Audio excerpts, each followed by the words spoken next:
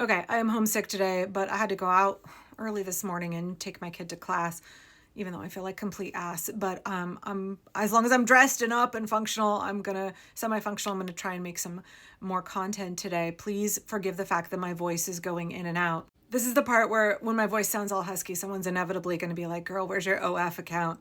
And absolutely no shame to anybody whose thing is middle-aged women with a stern mommy voice, you know. But with that being said, let me pivot for a second here. I actually want to talk about this thing that Donald Trump said the other day. And yeah, okay, there's been a lot of like very garbled, confusing things that he said lately. Maybe I'll talk about his McDonald's speech in a little bit. But in particular here, this one instance, I want to reference what he said to a journalist from Bloomberg News a couple of days ago. Now, we know that Trump has a long history of making personal attacks against journalists. He'll say, like, "You're not very good. Who hired you?" He'll make comments about their physical appearance, or he'll shame them if they dare to ask him a question that he doesn't like that paints him in a bad light. Right? This is very classic, fragile, narcissistic behavior, resorting to very juvenile insults when he perceives some level of narcissistic injury, no matter how slight. But in particular here, a couple of days ago, I think actually it was Friday, maybe on Air Force One, he said something to a journalist named Catherine Lucy. She was asking him about the Epstein Files.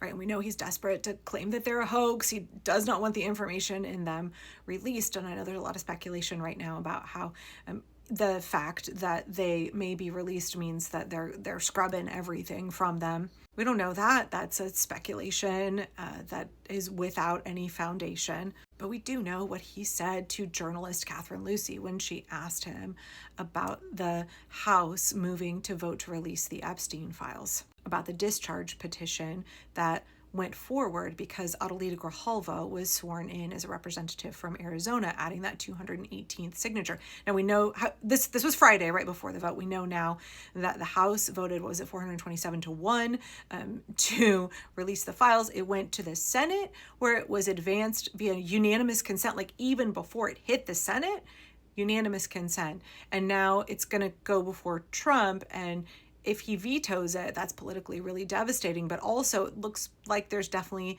a veto-proof majority. They can override a veto. But we didn't know all of that on Friday. We didn't know where things were going to go. Mike Johnson was still scrambling to defend Trump, to be his little lackey. Mike Johnson has decided that he is going to chain himself to that sinking ship while all of the other rats are beginning to flee.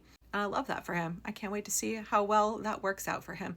But anyway, so on Friday, Catherine Lucy was like, "Hey, if there's nothing incriminating in the files, then why won't you release them?" She asked this of the president on Air Force One. And let's be really clear here, there have not been very many journalists who've been willing to push back aggressively. We've seen corporate legacy media, ABC, CBS, CNN for sure, Fox News, absolutely. Fox News isn't really news, but you know what I mean. We've seen them all be willing to be mouthpieces for the regime for a long time. We've seen CNN sane-washing Donald Trump for years and years and years, continuing to platform outright, like, fringe far-right folks and put them in roundtables with legitimate pundits like Tiffany Cross. Just have to get in my undying love there for Tiffany Cross. Anyway, so we've seen the corporate media has been not only hesitant to criticize Trump, but has also been willing to do his bidding, bend the knee, pay him millions of dollars, right? They're outright collaborators. Legacy corporate media is an outright collaborator with Donald Trump. So whenever we hear any reporter who is willing to push and ask questions, especially when Donald Trump is like, "The Epstein Files are a hoax. We don't need to release them. We're done with this. It's a hoax. Stop talking about it. Stop asking me about it." So when Catherine Lucy was like, "Okay, but if there's nothing that incriminates you, why won't you release them?" We should all acknowledge, hey, here is a journalist who still has journalistic ethics, who is still willing to do their job. But y'all, the response from Trump was just, he said, "Quiet, Piggy." Actually, I believe it was too quiet. It's quiet, Piggy. Other journalists were quick to call it indefensible, degrading, disgusting, etc. The White House Correspondents Association has not issued a statement on this, which I would think that they would condemn it. This is not the first time that Donald Trump has made fun of somebody's weight, obviously. In 1996, he referred to a Miss Universe pageant contestant as Miss Piggy and went on to tell her to lose weight. Donald Trump was the owner of the Miss Universe pageant at the time. According to The Guardian, in Donald Trump's first term, one of his advisors, Lynn Patton, called April Ryan, a longtime White House correspondent, Miss Piggy, and then was forced to apologize for the remark later. However, in the same year, Donald Trump also called April Ryan a loser who doesn't know what the hell she's doing. Apparently, she must have been doing some good journalism. I've seen some other creators talk about this interaction as evidence of Donald Trump's dementia. He's unable to, control the kind of vile things that are coming out of his mouth. He's never really had any desire to control those vile things. I don't think it's actually evidence that he is cognitively declining. Although impulsivity and lashing out in anger are absolutely symptoms of dementia, I personally think this is far more in keeping with who Donald Trump has been all along. This is very consistent behavior for him. He's really scared that the Epstein Files are going to be released. He's really, really scared that the truth is going to come out. He's scared that his power is crumbling. His very, very brittle grasp on power is crumbling. He is going to lash out in larger and larger ways. He has very little restraint at the best of times, and when he is emotionally distressed, when he perceives that he has a narcissistic injury, it's gonna get a lot worse. I talked about this in a video earlier today, but we all need to understand what extinction burst behavior is, what happens when a narcissist feels that they are failing, what happens when an autocratic regime is starting to lose its grasp on power, the way that they escalate dramatically. All of the meanness, all of the cruelty is going to amplify. That is something we should expect.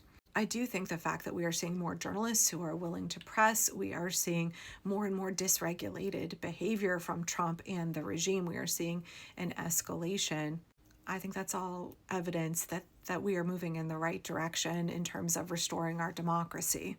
I do think it's sad that Republicans, MAGA Christians, who claim to be the ones who are the party of family values, godly Christian people, are in support of a president who should be the kind of moral compass for the country, who should be the standard of ethical, dignified behavior. They support and like a guy who just cannot control his own feelings. He cannot control his words, and the vilest, meanest things come out of his mouth.